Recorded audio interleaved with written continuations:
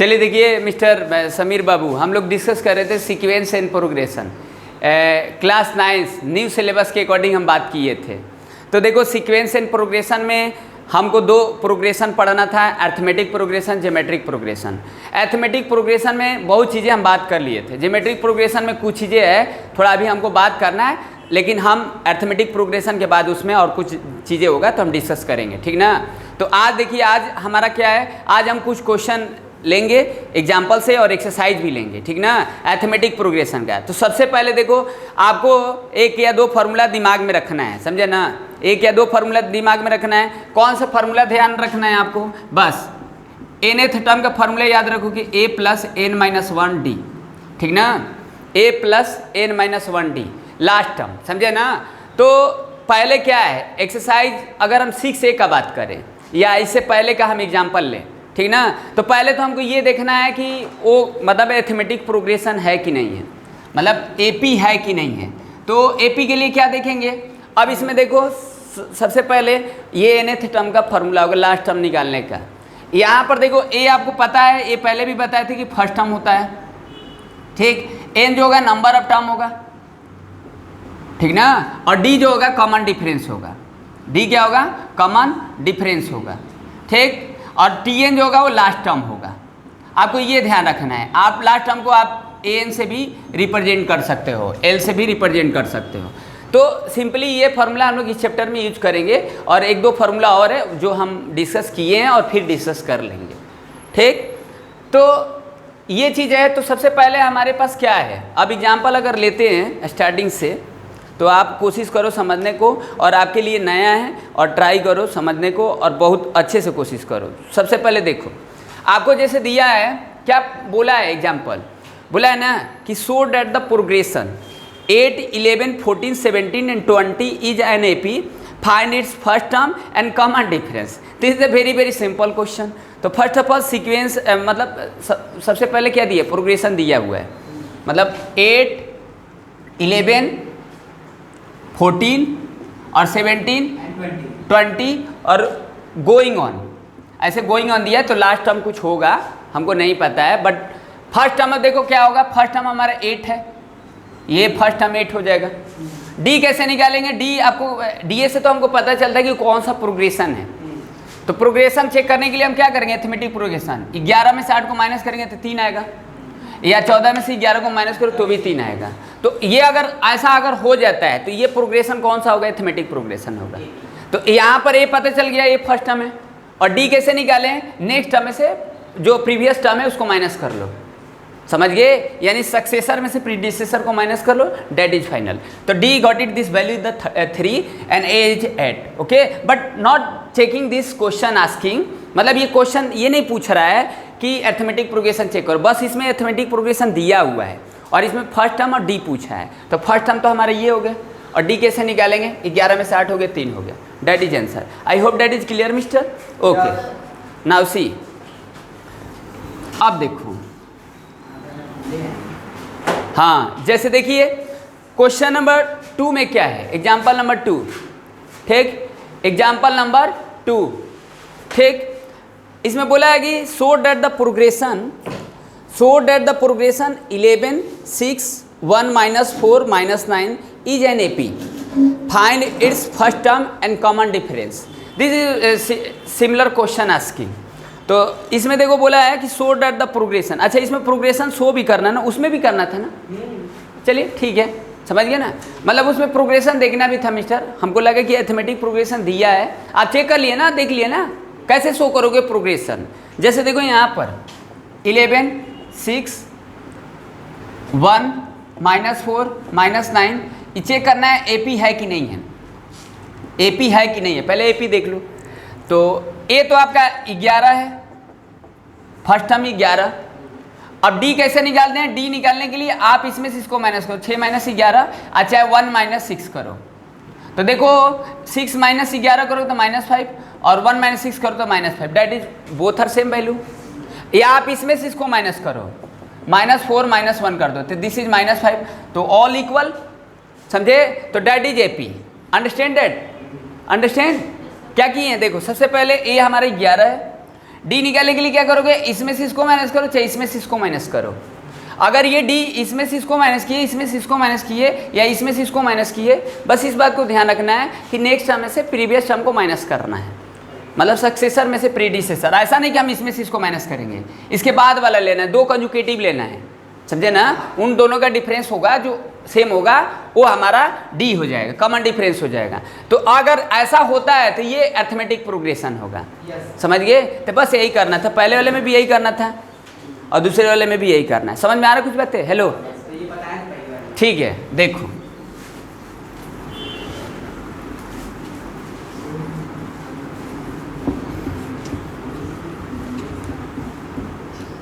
हाँ, अब जैसे देखो, अब सारा एग्जाम्पल कोशिश करो लगाने को, समझ गए ना, क्योंकि आप लोग के लिए नया है तो जितना ज़्यादा से ज़्यादा देखोगे उतना ही सही रहेगा। हाँ मिस्टर, हेलो जैद, देखो इसमें बोला है कि so that each of the following progression is an AP, find the common difference in next term of each of, समझे।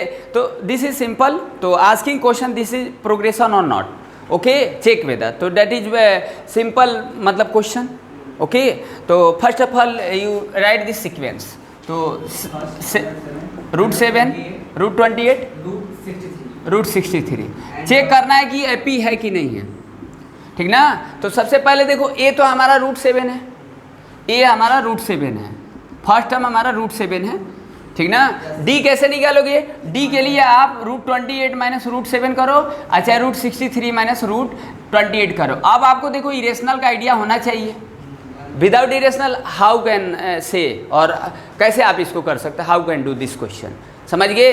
तो first of all this minus this both are irrational, already first chapter you have study earlier some मतलब months ago before, you remember और forget this thing. तो first of all √28 minus √7, what do you got this value. तो first of all breaking down this value, 28 का factorisation कैसे करोगे ये, तो आप इसको क्या लिखते हो, 2 × 2 × 7, तो एक निकल गया तो 2√7, तो इसका मतलब वो 2√7 माइनस √7। अब इसको तो सिंप्लीफाई कर नहीं सकते हो, तो दो में से ये देखो दोनों की कोएफिशिएंट सेम है, तो ये तो एक है, तो एक में से दो में से एक हो गया, √7 हो जाएगा। ये तो माइनस आपको करने आता है, यानी 2√7 में से √7 को माइनस करना है, 2 √7 है, 1 √7, तो 1 √7 बचेगा, लिख दो। यहाँ से भी करोगे, अब 63 का क्या करोगे, 63 का भी फैक्टराइजेशन करो, अब ले जाओ 3 से, हो गया, तो 3 × 7, तो 1 3 3√7, तो यह आदमी हो जाएगा 3√7 माइनस, ये तो 2√7 था ही, तो 3 √7 है, मतलब 3 ठो √7 है और 2 ठो √7 है, तो कितना बचेगा, √7 होगा, तो दोनों सेम हो गया। तो अब ये बोल सकते हैं कि अरिथमेटिक प्रोग्रेशन है, और यहाँ से डी मेरा कितना आ जाएगा, डी मेरा √7 आ जाएगा, आया समझ में। चलो ठीक है, ए हेलो, उसको डिस्कस कर लो उधर, उसको बता दो पहले, गो एट, उस रूम में चले जाओ।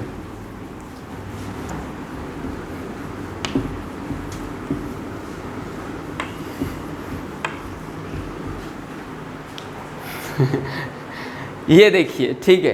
अच्छा एक और ले लेते हैं, जैसे ये दिया है क्वेश्चन नंबर 2। अब देखो इसमें, अब ऐसे करने से तुम लोग थोड़ा सा इरेशनल नंबर वगैरह भी सीख जाओगे, माइनस प्लस भी थोड़ा बहुत समझ गया ना, तो छोड़ोगे तो सही नहीं है। जैसे देखो ये क्या है, √18, √50 और √98, इसको चेक करना है कि एपी है कि नहीं है, अरिथमेटिक प्रोग्रेशन है कि नहीं है। तो यहाँ पर देख लो, ए का वैल्यू कितना है, ए का वैल्यू √18 है। अब √18 को क्या लिख सकते हैं, 3√2 लिख सकते हैं। अब डायरेक्ट लिख दिए, 3 3 × 9 2 = 18, आप फैक्टर करके निकाल लेना। 50 का लिखोगे तो √50 का कितना लिख सकते हो, कितना, 5√2, ये समझ में आया ना, 50 25 और 25 दूना 50, समझ में आया। अब 98 का क्या करोगे, 7 7 49, 7√2, 49 दूना 98, 98। कभी कभी हिंदी भी बहुत मायने रखता है, समझे ना, रीजनल में यही पढ़ने से फ़ायदा होता है। तो ये तो बात समझ गए, ये लिखे हैं। अब हमको क्या करना है, इसमें से इसको माइनस करोगे, √50 माइनस √18, और आप इसमें से इसको माइनस करोगे, √18 माइनस √50, तो इन दोनों का डिफरेंस लोगे तो क्या होगा, 5√2 में से कितना, 3√2 को माइनस करोगे, तो 5 में से 3 गया 2, और 2 √2 आया, यहाँ से भी चेक कर लो, ये 7√2 है और ये 5√2 है। 7 में से 5 को माइनस करोगे तो कितना आ जाएगा 2√2, तो ये दोनों सेम आ गया, तो ये डी हो गया। अब कॉमन डिफरेंस सेम हो गया, तो अब ये हम प्रोग्रेशन बोल सकते हैं, अरिथमेटिक प्रोग्रेशन हो गया। समझ में आया? समझ गए? अब आगे वाला टर्म निकालना है, आगे का भी टर्म बोला है। अच्छा चलो नेक्स्ट टर्म भी निकालना, उसमें भी निकालना, तो चलो इसमें निकाल देते तो देख ही लोगे। ठीक है, तो डी तो समझ में आया, डी कितना आया है बताओ, डी कितना आया है 2√2। अब ध्यान से समझो, हेलो देखो आप पढ़ाई लिखाई कर रहे हो ना, समझ में आ रहा है ना? ठीक है, तो देखो जब भी आप पढ़ाई लिखाई करो तो रीजन को ट्रू रखो। रीजन का ट्रू का मतलब क्या है? जैसे मान लीजिए हम आपको पढ़ा रहे हैं और आपको नहीं समझ में आ रहा है, तो रीजन कुछ और है और तुम कुछ रीजन और मान रहे हो, तो इसमें आप फैसला कर लो, डिसाइड कर लो कि आपको समझ में नहीं है तो रीजन कौन सा है। समझे ना? बात समझ रहे हो ना? तो हम रीजन को कुछ और मान लेते हैं। अपने आप को जानो, जब भी पढ़ाई लिखाई करो तो अपने आप को जानो कि मेरा रीजन क्या है, मतलब हमको क्यों नहीं समझ में आ रहा है, क्या उसकी रीजन है। ठीक ना? क्योंकि आप गलत रीजन मान लोगे तो फिर उसको सुधार नहीं पाओगे, रेक्टिफाई कैसे करोगे? ठीक ना? ऐसा करते हो ना, ऐसा तो होता ही होगा। कभी कभी हमको लगता है कि इसके वजह से नहीं समझ में आ रहा है, लेकिन वो वजह है ही नहीं, वजह कुछ और है। समझे ना? तो आप वजह को ढूंढो, कौन सा वजह है, कौन सा रीजन है। तो यहाँ पर देखिए कौन सा टर्म निकालना है हमको। हेलो, नेक्स्ट टर्म, अब देखो पहला टर्म, दूसरा टर्म, तीसरा टर्म, ये आपको बताए थे T1 T2 T3 T4 T5 ऐसे गोइंग ऑन होता है, Tn होता है। ये हम जब भी लिखते हैं मतलब ये ऐसे अरिथमेटिक प्रोग्रेस सीक्वेंस में ऐसे लिखते हैं। अब ये आपको पता है जनरल टर्म a+d a+2d ऐसे a+3d ऐसे a+4d ऐसे गोइंग ऑन होता है, a+n-1d होता है, ये होता है। समझे? अरिथमेटिक प्रोग्रेशन का पहला टर्म ये, दूसरा टर्म ये, तीसरा टर्म ये, चौथा टर्म ये लास्ट टर्म होता है। Tn का फॉर्मूला ये होता है। ठीक ना? Tn इक्वल टू क्या होता है, a+n-1d होता है लास्ट टर्म निकालने के लिए। कोई मतलब कोई भी टर्म पूछेगा तो वही हम फार्मूला निकालेंगे।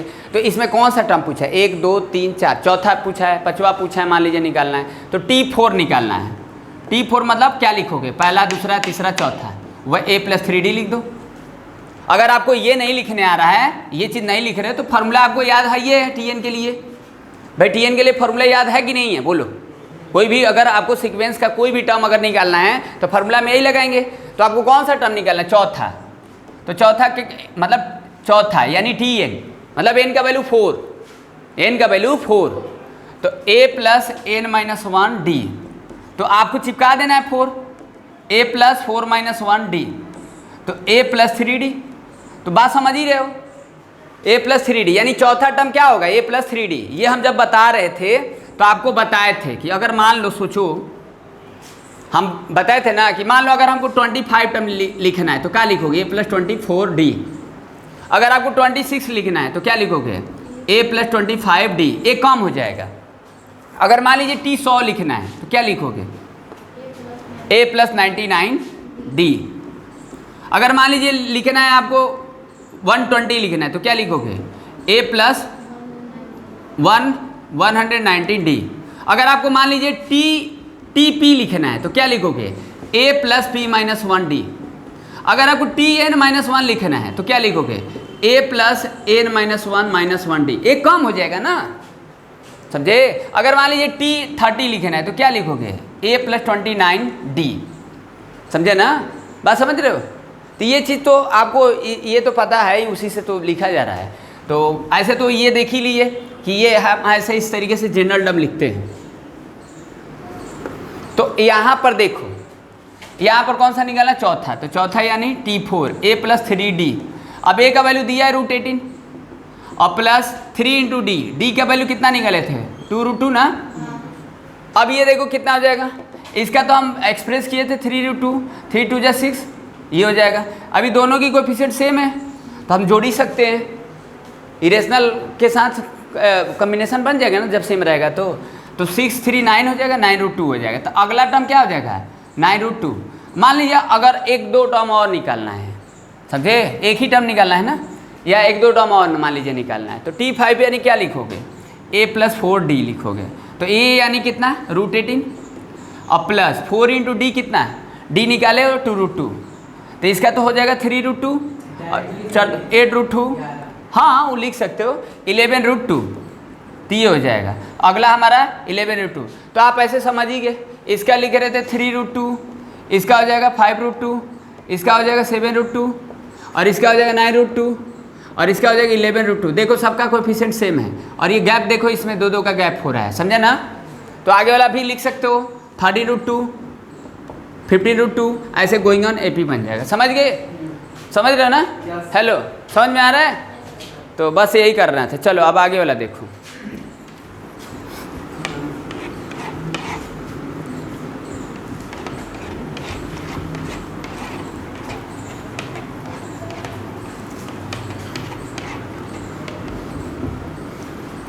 अब जैसे इसमें देखो बोला है कि find A and B such that the number A 9B 25 form an AP, समझा ना। तो देखो इसमें बोला है कि A है 9 है, B है 25 है और आपके पास ये AP बन रहा है, ये AP बन रहा है, समझा ना। तो AP है तो क्या करोगे, ABC निकालना, जो इसमें वेरिएबल दिख रहा है, अननोन वैल्यू दिख रहा है वो निकालना है। तो AP है तो अब तो चेक करने की ज़रूरत है नहीं, लेकिन अब कैसे निकालोगे इसको, क्या सोचोगे। तो 9 - A और B - 9 या 25 - B, बात एक ही है, DA होगा। ऐसे रिलेशन एक हम सब्स्टिट्यूट किए हैं, मतलब रिलेशन निकाले हैं, समझ गए। तो यहाँ पर देखो इसमें से इसको कर दिए 10 - 10 और 10 - 10 10 - 10, ठीक ना। अब ये DA है, ये तो कॉमन डिफरेंस है ना, ये कॉमन डिफरेंस है।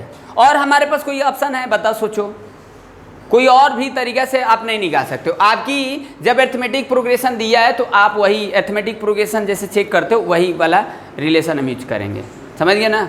अब ऐसा तो नहीं है, और भी कुछ सोच सकते हो, क्या बोलो। अब ऐसे कुछ सोच सकते थे, ऐसा बात नहीं है, तो क्यों सोचोगे। सेकेंड टर्म दिया है, सेकेंड टर्म 9 है और फोर्थ टर्म दिया है 25, तो फिर इक्वेशन वगैरह बनाकर सॉल्व करना पड़ेगा, क्यों इतना A + D और A + 3D करके। हाँ, अब वो ऐसे क्यों करोगे। तो यहाँ से देखो हमको क्या करना है, सबसे पहले देखो इसको एक साथ रख देते हैं, क्योंकि इसको रखोगे तो A और B में इक्वेशन आ जाएगा और इसको कर दोगे तो B में आ जाएगा। तो ये देखो अब ये तो सभी आपस में इक्वल ही हैं, 9 - A B - 9 25 - B, तो हम इसको तो इक्वल लिख ही सकते हैं। B - 9 = 25 - B, ये हो जाएगा 2B और 25 + 9, तो 2B = 34, ख़त्म, तो आ जाएगा 17। B = कितना आ जाएगा 17, आया समझ में। अब यहाँ से देखो इसको अगर करोगे 9 - A = B - 9, तो इधर ला दो तो 18 हो जाएगा और ये B + A हो जाएगा। अब A + B = 18 है तो B का वैल्यू 17 है, तो इसमें रख दोगे 17, तो A का वैल्यू कितना आ जाएगा, A का वैल्यू 1 आ जाएगा। अब इसको चेक कर सकते हो, 1 आया, 9 आया, 17 आया, 25 आया। अब चेक कर सकते हो कि सही है कि नहीं। इसमें से इसको माइनस करोगे तो 8 ही आएगा, 8 ही आएगा, इसमें से भी इसको माइनस करोगे तो 8 ही आएगा, ठीक ना। तो ये तो सही है, एपिथाइन, समझे ना। तो बात समझ में आया, तो ऐसे कुछ करेंगे, समझ गए मिस्टर। चलो अब आगे देखो।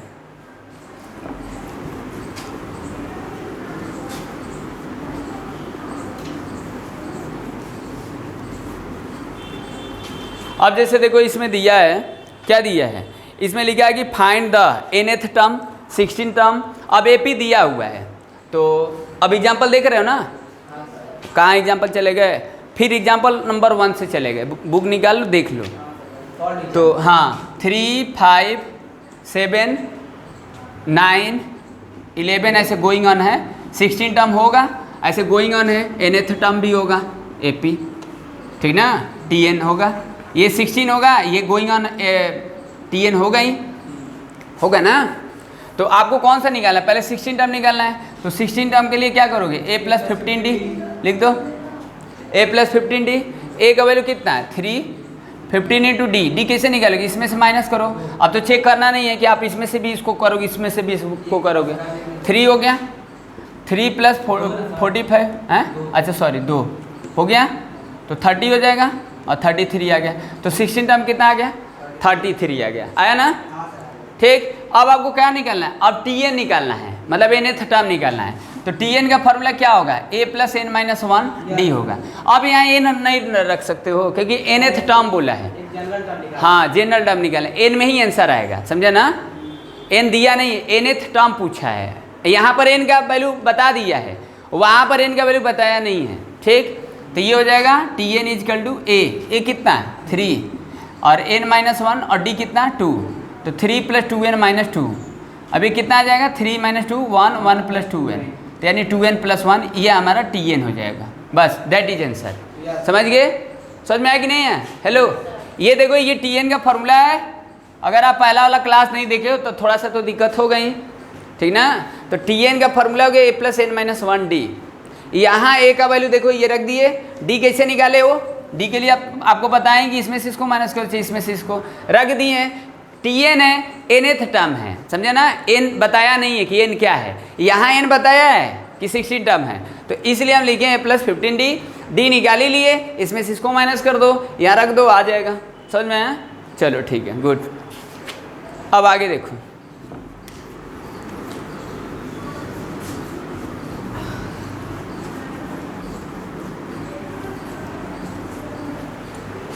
अब जैसे देखो, अब इस वाले को तो छोड़ देते हैं, इस वाले में तो सेम ही है, कोई दिक्कत नहीं है। चलो आपको एग्जाम्पल नंबर 3 कर देते हैं। बोला है देखो फाइंड द 105 टर्म, मतलब 105 टर्म पूछा है, 105वां टर्म पूछा है। क्या पूछा है, 105वां टर्म।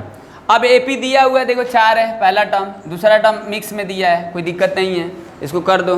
5 है, ये ऐसे गोइंग ऑन है। 150 टर्म ये पूछा है, 150वां टर्म पूछा है, ये एन है, टीएच लगा है तो एन है, समझे ना, एन है। तो एन का वैल्यू कितना है 150, ए कितना है, ए आपका 4 है। डी कैसे निकालोगे, डी के लिए आप इसमें से इसको माइनस 4 दूनी का 8 1 9/2, 9/2 माइनस 4 1/2 आ जाएगा। समझ में आया, ठीक ना। तो डी आ गया 1/2, कैसे लिखे हैं, ये तो आता है मिक्स में, 4 दूनी 8 1 9/2, 9/2 में से 4 को माइनस करोगे, डायरेक्टली 4 कर देगा 1/2। हाँ, ये आप ऐसे माइनस भी करने आता होगा आप लोग, अगर ये सेम रहता है तो खत्म और ये 1/2 लिख दो। समझ में आया, ये कुछ होता है ना, हाँ डायरेक्टली ये इसमें से उल्टा रहेगा, सॉरी ये क्योंकि ये ज़्यादा है ना, और इसी में से ना हम इसको माइनस करते हैं, ठीक है। तो वहाँ आ गए डी का वैल्यू 1/2। आपको कौन सा टर्म निकालना है, टी 150 निकालना है, मतलब ए प्लस 149 डी। ए कितना है 4 रख दो, 149 डी का वैल्यू रख दो 1/2। अब इसको कंप्यूट कर देना, आ जाएगा, समझे, फ्रैक्शन में ही आएगा। हाँ सर, चलिए ठीक है। अब आगे फ्रैक्शन में नहीं आएगा, हमको लग रहा कट जाएगा ना, 2 दूना 4 कट नहीं गया। चले, हाँ कट जाएगा, ठीक है, हाँ सही है, चलो। अच्छा 150 था ना, हम 150 हाँ, कोई दिक्कत निकल, नहीं। उसमें 105 बोला है, कोई बात नहीं, चलो ठीक है। तो एग्जाम्पल नंबर 4 छोड़ देते हैं। अब चलिए आते हैं एग्जाम्पल नंबर 5 पर। 150 लिखे तो 150 टर्म ही आएगा। हाँ, एग्जाम्पल नंबर 5 देखो। अब इसमें देखो बोला है, इसमें बोला है कि if nth term NAP TN दिया है और फर्स्ट टर्म कॉमन डिफरेंस पूछा है। तो एक देखो, आप ये देखो, जैसे TN है, T1 है, T2 है, T3 है, T4 है, ऐसे गोइंग ऑन TN है, AP है, ठीक। तो अब ये जब दिया रहता है, हमेशा ध्यान रखो, जब TN दिया रहेगा, nth टर्म दिया रहेगा, तो TN कितना है, TN आपका है कितना बोलो, 5n-2, तो हो गया 5n-2।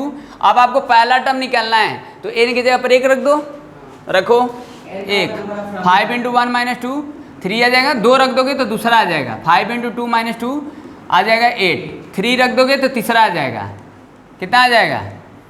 तो हमारा सीक्वेंस क्या बनेगा, 3 8 13, ये हमारा प्रोग्रेशन बनेगा। एपी है, यस सर। समझ में आया। जब हमारे पास देखो TN रहेगा, nth टर्म रहेगा, मतलब इन टर्म्स ऑफ एन ही रहेगा, तो हमको n के जगह पर 1 रखोगे तो पहला आएगा, 2 रख दो तो दूसरा आएगा, 3 रखो तीसरा आ जाएगा। ये हमारा सीक्वेंस ऐसे बनता है, समझ गए।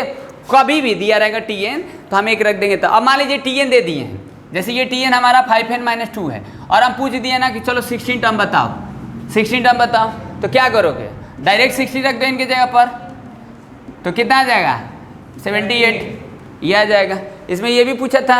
अच्छा मान लीजिए 19 टर्म पूछा है, तो 90 टर्म के लिए क्या करोगे, 90 रख दो, 5 इंटू 19 माइनस 2 93 आ जाएगा। समझ में आया? बात समझ में आया? अब इसमें ये समझ रहे हो ना कि जब Tn है, Tn क्या है 5n माइनस 2 है, ठीक। हम n के जगह पर 1 रख दिए तो पहला टर्म आ गया, 2 रख दिए दूसरा, 3 रख दिए तीसरा, तो मेरा सीक्वेंस बन गया 3 8 13। अब इसमें पूछा है फर्स्ट टर्म, तो फर्स्ट टर्म क्या होगा बताओ? फर्स्ट टर्म 3 होगा, ये 3 हो जाएगा। और डिफरेंस कैसे निकालते? कॉमन डिफरेंस मतलब क्या? ये माइनस ये, तो 8 माइनस 3 तो ये आ जाएगा 5। बस यही पूछ रहा है। और 19 पूछा था तो 19 निकाल ही दिए, एक अपने से निकाल दिए। आया समझ में? चलो अब आओ, come to the this question. अब देखो थोड़ा धीरे धीरे बढ़ेगा, समझे? हाँ, ध्यान देना, अभी ध्यान दे रहे हो तो अभी आ रहे तो ठीक है, लास्ट तक यही आपको एनर्जी रखना है, समझे ना? अब होपलेस मत हो जाना। क्या हम लोग करते हैं ना, जब पढ़ाई समझ में आता है तो पढ़ते हैं, मज़ा आता है। जब हम पढ़ाई करते हैं और मान लीजिए आपको जब कोनो समझ में कोई टॉपिक आ रहा है और पढ़ रहे हो तो मज़ा आता है, और जब थोड़ा सा हाईवे से उतरे बस थोड़ा सा कॉम्प्लेक्स हुआ तो आप हाईवे से डायरेक्ट उतर जाओगे, समझे ना? कूद जाओगे। चलो देखो इधर, तो आगे वाले देखो क्या बोला है, if the seven term an A P is 1/9। आप देखो मेरे पास ऐसे सीक्वेंस होता है T1 T2 T3 T4 T5 ऐसे गोइंग ऑन होता है। मान लीजिए T6 T7 ऐसे कुछ होता है, और भी कुछ होगा टर्म, मान लीजिए कुछ भी होगा, मान लीजिए T50 हो गया, ऐसे कुछ हो गया, Tn हो गया, कुछ ऐसे लिख दिए, कोई दिक्कत नहीं है, समझे? अब ये देखो गोइंग ऑन लगे 7 के बाद तो 50 होगा नहीं, समझा ना? आओ n कुछ भी हो सकता है, ठीक ना? और वो जब भी होगा 50 से ज़्यादा ही होगा जब लिख दिए हैं तो, समझ गए ना? हाँ, इसमें क्या बोला है? अच्छा इसमें 19 ही, चलो यहाँ 19 लिख देते हैं आप, ठीक है, कोई दिक्कत नहीं। अब इसमें देखो 7th टर्म दिया है, 7th मतलब ये दिया है, T7 दिया है। T7 कितना दिया? 1/9, 1/9 दिया है। क्या दिया है? 1/9। और 9th टर्म दिया, अच्छा 9th है, कोई बात नहीं, तो ये चलिए 9 हो गया, इसके पहले 8 हो गया, समझे? तो 9 टर्म दिया है, कोई दिक्कत नहीं है। 9 टर्म कितना दिया है? T9 = 1/7। अब देखो यहाँ T7 को क्या लिख सकते हो? a + 6d, उस सबको बोलने दो, a + 6d = 1/9। और T9 को क्या लिखोगे? T9 को क्या लिखोगे? जब T7 को a + 6d लिख रहे हो, गुड, a + 8d = 1/7। अब हमको a और d निकालना है। देखो a और d क्यों निकालना है? क्योंकि हमारा सीक्वेंस ही बनाना है। अच्छा 63 टर्म पूछ रहा है, तो जब भी देखो कोई भी टर्म अगर आपको निकालना है तो पहले a और d होना चाहिए, बिना सीक्वेंस के कैसे करोगे? मतलब हमको ये पूछा है T63 मतलब a + 62d, ये पूछा है, तो बताओ a और d कहाँ है? a और d कहाँ है? नहीं है ना, समझे? ये तो हमारा 7 टर्म दिया है 1/9, इसके बाद हमारा T9 दिया 1/7 दिया है, ये 1/9 1/7 दिया है, तो हम T7 को a + 6d लिख दिए और 9 वाले को a + 8d लिख दिए। हमारा a और d होना चाहिए, बिना a और d के हम सीक्वेंस बनाइए नहीं पाएंगे, ठीक ना? तो इन दोनों इक्वेशन को सॉल्व करेंगे। अब 2 equation in terms of 2 variable. अब ये देखो तुम लोगों के लिए थोड़ा नया है, समझे? लेकिन लीनियर इक्वेशन की नॉलेज आपको होना चाहिए थोड़ा बहुत, कुछ नहीं, अभी तो फिलहाल सॉल्व कर सकते हैं। हमको 2 वेरिएबल में दिख रहा है a और d, दिख रहा है ना? तो इन दोनों को माइनस कर दो। अब देखो इक्वेशन का रूल होता है, कोई रूल नहीं होता है माइनस क्यों कर रहे हो, प्लस क्यों कर रहे हो। माइनस करना है तो कर लो, प्लस करना है तो भी कर लो। प्लस करोगे तो फिर इसको बैलेंस करना पड़ेगा। माइनस कर रहे हैं क्योंकि हम एक वेरिएबल को हटाना चाहते हैं, एलिमिनेशन मेथड इसको बोलते हैं। एक वेरिएबल को हटा दो, माइनस करोगे तो लोड गया। अब हमारा जो आंसर आएगा डी में आएगा, इधर कोई वैल्यू आएगा तो हमारा डी आ जाएगा। चलो तो ये -2d हो जाएगा। और 1/9 में से 1/7 को माइनस करो तो 63 हो जाएगा। 7 - 9 कितना आ जाएगा, बोलो कितना आ जाएगा, बोलो बोलो जी। 1/9 - 1/7 कितना आ जाएगा, -2/63 आ जाएगा। अब ये माइनस माइनस लोड गया, अब ये खत्म, तो डी का वैल्यू कितना आ जाएगा, 1/63। अब डी आ गया, ठीक ना। अब डी आ गया तो अब हमको क्या निकालना है, ए निकालना है। अब ए क्यों निकालना है, डी निकाले हैं तो आप निकाल रहे हैं ना, आप निकालो चाहे हम निकालें, तो आप अपने आप से भी पूछो कि हम क्या निकालें, क्यों निकालें। बस निकालते हैं, बस देखते नहीं है क्यों निकाल रहे, क्या ज़रूरत है निकालने का, ठीक ना। तो यहाँ डी का वैल्यू क्या है 1/63। देखो अब यहाँ से आप पहला इक्वेशन उठाओ चाहे दूसरा इक्वेशन उठाओ, तो यहाँ उठाओ a + 6d = 1/9, ठीक। यहाँ डी का वैल्यू क्या है a + 6 × d, डी क्या 1/63, ये 9। अब ये 6 के टेबल में 63 है, नो कोई बात नहीं, 3 से काट दो, 3 से काट दो, तो a = 1/9 - 2/21। इसका a निकालोगे तो कितना आएगा, कंप्यूट करो मिस्टर, a कितना आएगा बोलो। हाँ बोलो जी, एलसीएम लेकर करोगे तो कितना आएगा 63 नीचे आएगा। हाँ और 2/63 आएगा, 1/63, 1/63 होगा, ठीक। सही है ना, 1/63 होगा ना जी। हाँ सर, चलो ठीक। हाँ तो a का वैल्यू आ गया 1/63 और d का वैल्यू भी 1/63। निकालना क्या है हमको, निकालना क्या है बताओ, निकालना है आपको a + 62d निकालना है, यानी हमारा 63 टर्म निकालना है। तो 63 टर्म को आप ये लिख सकते हो a + 62d, तो रखो यहाँ हम रख देते हैं a + 63d। अब a का वैल्यू रख दो 1/63 + 63 × 1/63 है, ये लोड गया 62 वहाँ पे आएगा। हैं? अच्छा 62 ना, सॉरी हाँ 62 और इंटू 1/63। अब ये देखो 63/63 खत्म, एक समझ गए तो बात समझ में आया, तो क्या आप समझ गए। चलो अभी और कुछ क्वेश्चन करते हैं ना, तो धीरे धीरे समझ में आएगा, समझे। ट्राई करते रहो बस।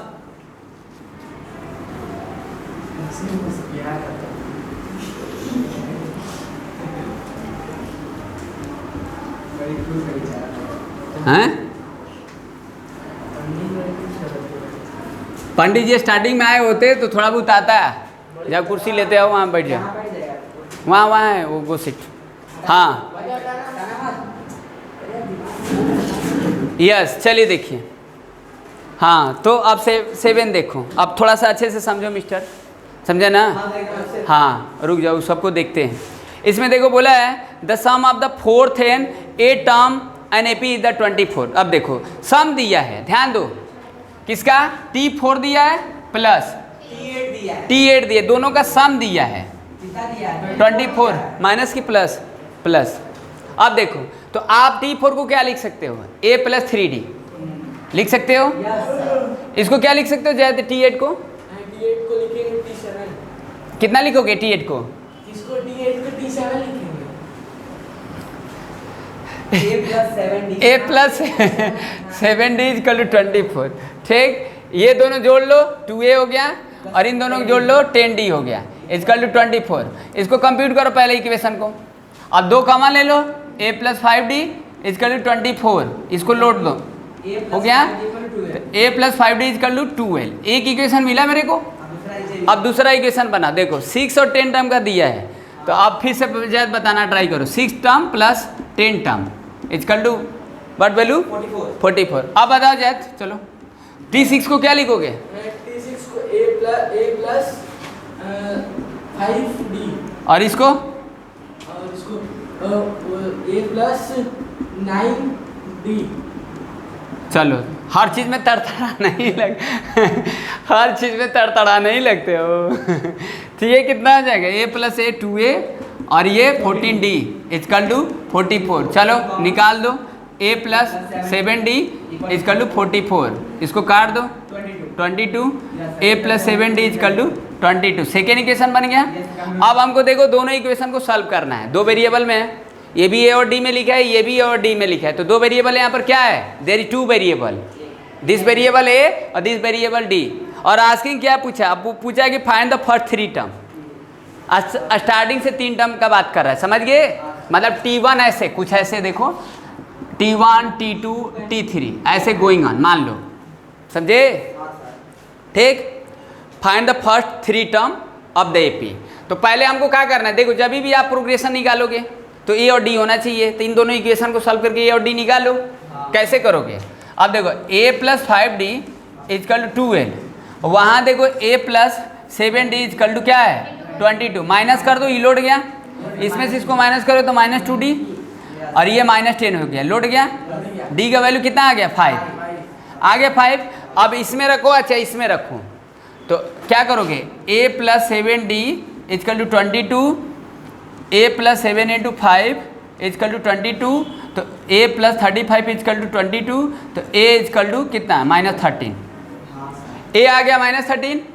अब आपको क्या करना है, 3 टर्म स्टार्टिंग का निकालना है, तो क्या करोगे, अब देखो -13 पहला टर्म होगा, अब दूसरा क्या करोगे, a प्लस डी लिखते हो दूसरा को, तो -13 प्लस 5 करोगे तो कितना आ जाएगा -8। अब ऐसे ही बना लोगे, ए पी बन जाएगा, तीसरा भी निकाल लेना, -3 आ जाएगा। समझ गए, तीसरा क्या आ जाएगा -3, ऐसे गोइंग ऑन हो जाएगा, समझ में आया। तो ये क्वेश्चन था, चलो ठीक है, देखो अब आगे देखो, ज़्यादा आ रहा है समझ में।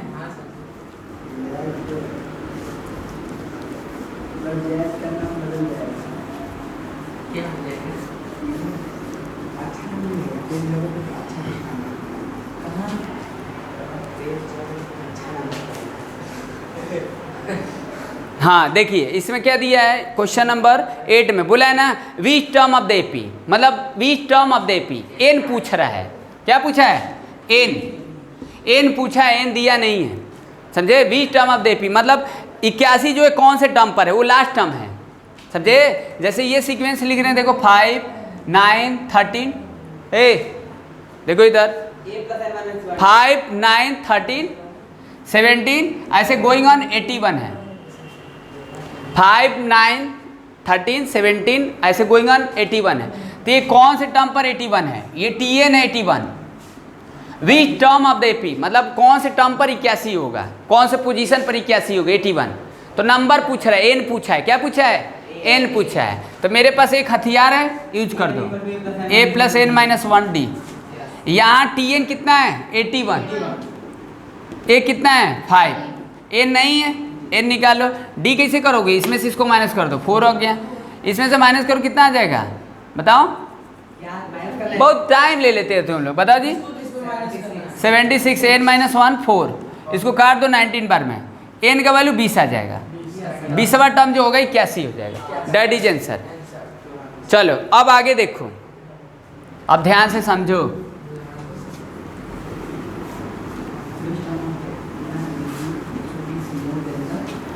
क्वेश्चन सही है, 9 नंबर अच्छा है, 9 नंबर अच्छा है। देखो अब ये जो तुम लोग पढ़ रहे हो, समझे ना, अब जैसे अभी तक तुम लोग पढ़ते आ रहे हो, ठीक ना, तो जो आपको टीचर पढ़ाते हैं, अभी भी जो टीचर पढ़ाते हैं आपकी कैपेसिटी के अनुसार पढ़ाते हैं, तो आपको समझ में आता है।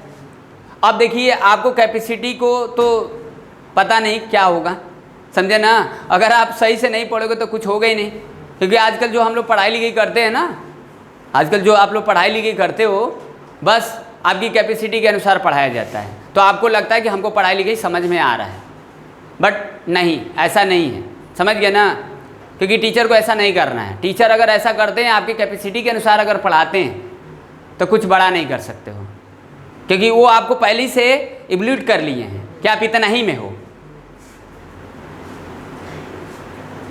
हूँ कर रहे हो ना।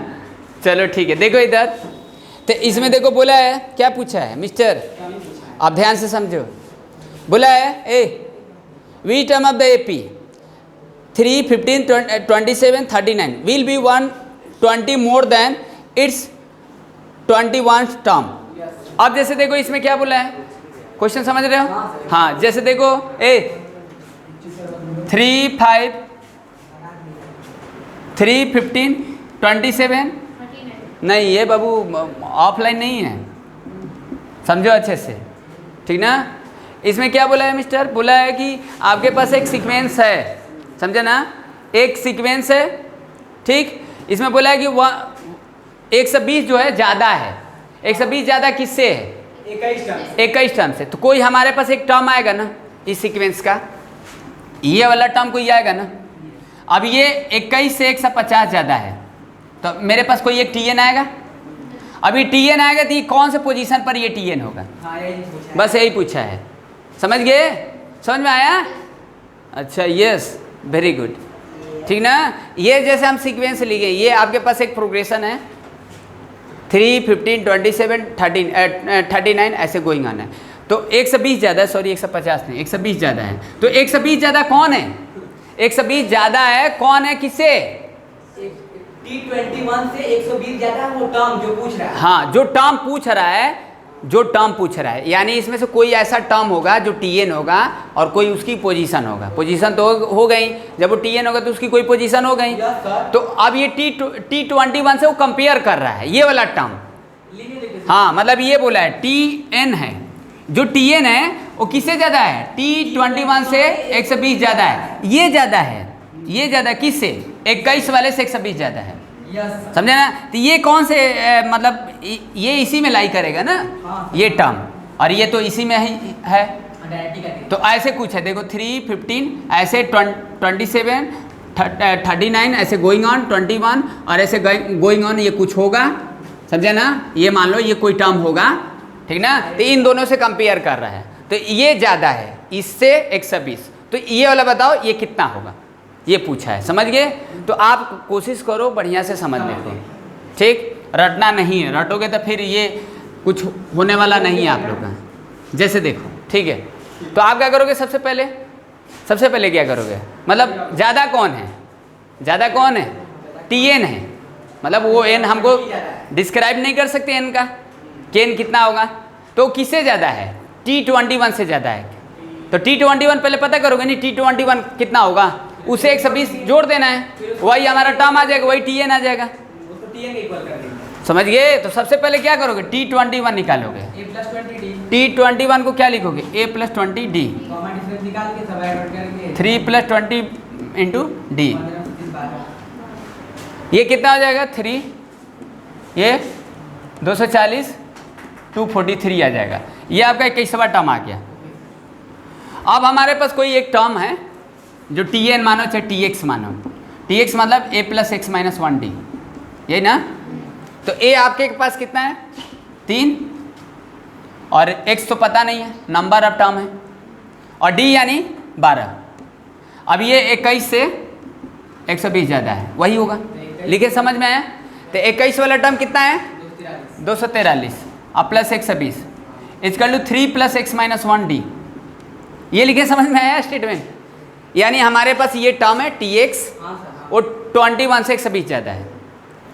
तो अब ये हम निकाल लिए हैं 21, 243, वो उससे 120 ज़्यादा है, तो हमारे पास ये आंसर आ गया। अब यही वाला हमारा टर्म Tx होगा, Tx, Tn, Tp जो भी मानना है। तो अब A और D तो इसी का होगा, अलग तो होगा नहीं। तो अब यहाँ से कितना आ जाएगा? जोड़ोगे तो कितना आएगा बोलो? 363 कर शायद, और सब आता है 360 अपन में 12 x-1 बर्ती 36 30, x का वैल्यू 31। तो 31वां टर्म जो होगा, समझ गए, 31वां टर्म 21वां टर्म से 120 ज़्यादा है। मतलब ये फाइनली हमारा आंसर है। T31 जो होगा T21 से 120 ज़्यादा है। T31 जो होगा T21 से 120 ज़्यादा है। समझे। तो अब T31 भी निकालना चाहते हो तो निकाल सकते हैं, A+30D, A+30D, A रख दिए, D रख दिया, आ जाएगा। आया समझे? आया ना समझे? यही ना आएगा, 363 ना आएगा बस। चलिए ठीक है, ये तुम लोग समझ गए। तुम समझे जी समीर? चलो देखो, पूछा है क्या 51 जो है वो टर्म है AP का, वो डेसिमल में आ जाएगा तो बोलते हैं कि नहीं आएगा, नहीं जाएगा। देखो इसको, देखो इसमें बोला है कि इज 51। अब ये मान कर चलना है Tn, मतलब मान कर चलना है, ये 100% नहीं हो सकता है। कैसे बोल सकते हो? ये तो आस्किंग मतलब क्वेश्चन पूछ रहा है ना, समझे। मतलब जब हम 5, 8, 11, 14 ऐसे अगर लिख रहे हैं तो इस पैटर्न में ही आएगा कि नहीं आएगा। हो सकता है कि ये पैटर्न में फॉलो ही ना करे। तो अब वहाँ n से हम डिस्क्राइब कर लेंगे, n से डिस्क्राइब कर लेंगे। अब n हमारा क्या आना चाहिए? हम जानते हैं n क्या होता है, नंबर ऑफ टर्म, एक काउंटिंग नंबर आता है। तो हम इसको मानकर चलेंगे, Tn ही मानकर चलेंगे। ऑप्शन तो यही है, और कुछ तो है नहीं। तो Tn निकालो, Tn equal to A + n-1D। अब ये कितना आ जाएगा 51 इक्वल टू ए 5 एन तो पता नहीं है, एन से तो हम पता करेंगे ये। अगर एन हमारा होल नंबर आएगा, काउंटिंग नंबर आएगा, समझे, तो ये तो डी कितना आ जाएगा 3, तो ये हो जाएगा, लग रहा है कि वो नहीं होगा, 46 नहीं होगा, हाँ हो गया, खत्म कहानी।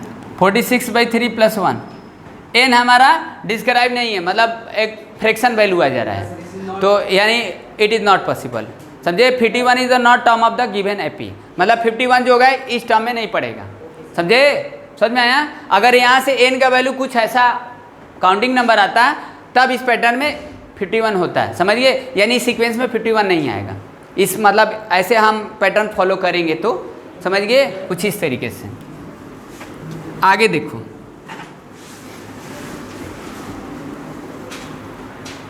अब यहाँ पर देखो क्या दिया, बोला है how many terms are there in the, हाँ अब ये इसमें हाउ मेनी टर्म्स एन पूछा है, तो 7 11 7 11 15 ऐसे गोइंग ऑन है, 139। अब इसमें n पूछा है, तो Tn इज कल टू a + n - 1 d, ये कितना हो जाएगा 139 a 7 n - 1, n तो निकालना है, हाउ मेनी टर्म्स, d कैसे करोगे, ये इसमें से माइनस कर दो 4, ये कितना आ जाएगा बोलो, अरे बोलो 132 अपन में 4 हो जाएगा, n - 1 चढ़ती यहीं 12, n का वैल्यू 34 टर्म, यानी 34 मतलब ये t 34 जो होगा 139 होगा, समझ में आया।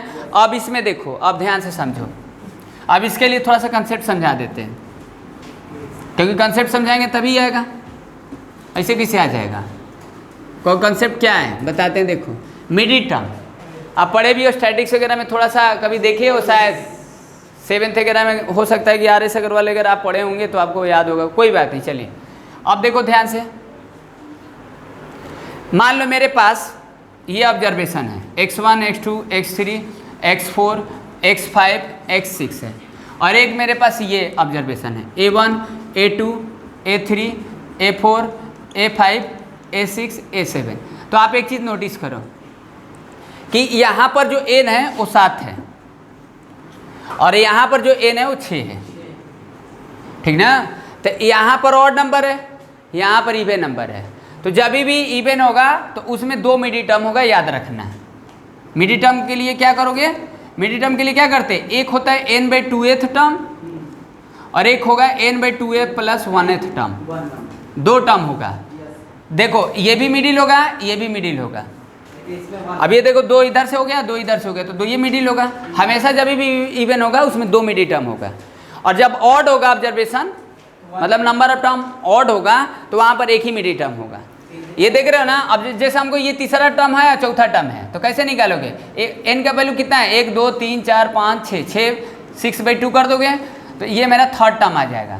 थर्ड टर्म हमारा मिडिल है, अगर एक ज़्यादा कर दोगे तो फोर्थ टर्म आ जाएगा, तो थर्ड और फोर्थ हो जाएगा। तो हमारा मिडिल टर्म एक थर्ड होगा एक फोर्थ होगा। अगर पढ़े भी हो मीडियन अगर निकाला तो दोनों को जोड़कर हाफ कर देते थे, देखे हो। तो हमारा बस ये याद रखना है, क्या याद रखना है तुम लोग को, कि जब भी n इवन होगा, ठीक, तो दिस रिमेंबर मिडिल टर्म, समझे। अगर मान लो n हमारा ऑड होगा तो हम क्या रखेंगे याद मिडिल टर्म के लिए, n + 1/2th टर्म, ये याद रखेंगे, ठीक ना, ऑड के लिए। तो देखो ऑड के लिए कौन सा मिडिल होगा, 3 इधर से हो गया 3 इधर से हो गया, तो ये हो गया चौथा टर्म। तो मान लो ये तो देख रहे हो कि चौथा है, तो आपके पास ऑब्जर्वेशन दिख रहा है इसलिए है। मान लीजिए बहुत सारा टर्म है तो ऐसे नहीं ना लिख पाओगे, इसलिए हमको ये, हाँ 1 2 3 4 5 6 7 7/1/2 कर दोगे तो 8 का हाफ कर दोगे तो ये फोर्थ टर्म आ जाएगा। तो चौथा टर्म जो होगा मिडिल होगा। तो याद क्या करने वाली बात है, याद करने वाली क्या बात है, याद करने वाली क्या बात है बताओ।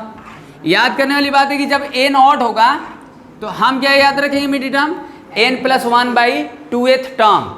और जब हमारे पास n इवन होगा, नंबर ऑफ ऑब्जर्वेशन इवन होगा, ठीक ना, उसको नहीं देख लेना है, टर्म को नहीं देखना है, उसमें काउंटिंग वो ऑब्जर्वेशन देखना है, नंबर ऑफ टर्म देखना है। तुम लोग इसको मत देखना है, इसको मत देख लेना कि इवन नंबर है, हम ये कहाँ बोले, उसमें नंबर ऑफ टर्म देखना है। हाँ, डेटम को नहीं देखना है, डेटा को नहीं देखना है, समझे? हाँ ठीक है। देखो तो सबसे पहले हम क्या करेंगे, अब सबसे पहले तो हमको एन डिसाइड होगा, उसके बाद ही कुछ कर सकते हैं कि कितना उसमें मिड टर्म होगा। अब जैसे इसमें पूछा है, तुम ध्यान से सुनो, सबको समझ में आएगा, तुम तो समझ जाओगे, उस सबको नहीं आएगा। ठीक, तुम शिवम जब पूछना होगा तभी बोलना है। 7, 13, 19 ऐसे गोइंग ऑन है। ठीक, 247 AP। अब इसमें देखो क्या करना है, इसमें एन निकालना है। एन है, एन इसमें है, बताओ? नहीं है। एन कहाँ है? नहीं है ना। तो एन निकालने के बाद ही हम मिड टर्म निकालेंगे। तो एन कैसे निकालोगे? एन टी एन से निकालोगे, ए प्लस एन माइनस 1 डी से। ठीक, अब यहाँ पर देखो टी एन क्या है, टी एन आपके पास 247 है, ए कितना है 7, एन माइनस 1, डी कितना है, दिस माइनस दिस 6, 240 हो जाएगा, एन माइनस 1 6 कटेगा 40, एन माइनस 1, एन का वैल्यू 41, ऑड आ गया, ऑड आ गया। तो हमारे पास एक ही मिडिल होगा। तो मिडिल क्या होगा, मिडिल टर्म के लिए क्या करोगे, n प्लस 1/2th टर्म करोगे। अब यहाँ पर देखो 41 प्लस 1 42, 42/2 21 टर्म आ गया मिडिल टर्म, यानी T21 टर्म मिडिल होगा। अब T21 भी निकालना है तो क्या लिख सकते हो, A प्लस 20D लिख सकते हो, लिख सकते हो ना। आखिर मिडिल टर्म बताओगे ना कि मिडिल टर्म कितना है। तो A प्लस 20 दी, A का वैल्यू 7, 22D, D 6, तो 7 plus 120 127, that is middle term. समझ में आया? 127। आगे बात समझ में? चलो अब यहाँ पर देखो निगेटिव टर्म का बात कर रहा है, थोड़ा सा खतरनाक है, समझे ना, थोड़ा ट्राई करो।